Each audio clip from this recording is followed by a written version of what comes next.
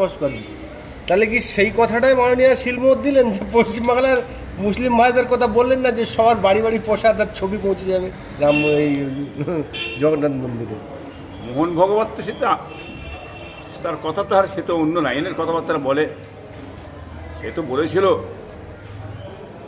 মানে মমতা ব্যানার্জি বলেছিলেন মমতা হচ্ছে মা দেবী দুর্গা, কি মেনে দুর্গা রূপে পশ্চিমবাংলায় আমাদের দিয়ে এসেছে। অতএব মমতা যে পাকা আরএসএস এটা তো জানি আমরা। ওনাকে সেই ঢাঁচে কথাবার্তা না বললে বিপদ আছে ওনার, সেই ঢাঁচে উনি কথাবার্তা বলে বেরিয়ে চলে যাচ্ছেন। এটা বাংলার মানুষ জানে, আমরা জানি।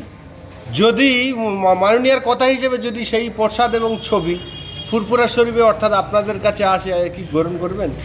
দেখুন আমাদের কাছে পাঠানোটা ভুল হবে। উনি তো প্রত্যেকের বাড়ি বলেছেন, প্রত্যেকের বাড়ি যদি বলেন, সেনি ভাগ করে তো বলেনি না। উনি প্রত্যেকের বাড়ি যদি বলে থাকে ঈশ্বর এটা গ্রহণ করবেন কেন? আমরা তাকে ধর্ম মানি, কি মেনে তেনারা তাকে ধর্ম মানে। এটা তেনাদের তো ধর্মের ব্যাপার। প্রসাদটা একটা অন্য জিনিস, কি মেনে একটা হচ্ছে ধর্মের গায়ে একটা আনন্দ খুশি, কি মেনে এটা হোটে একটা অন্য জিনিস।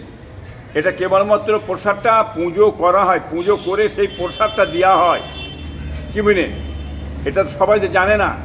অতএব পুজোর জিনিসটা মুসলিমদের জন্যে অসুবিধা আছে, মুসলিম ধর্মে চলে না, কি মেনে প্রত্যেক বাড়ি বাড়ি বলতে দিতে পারেন, কি মেনে সেটা মুসলিমদের জন্য ওরা চলবেই না।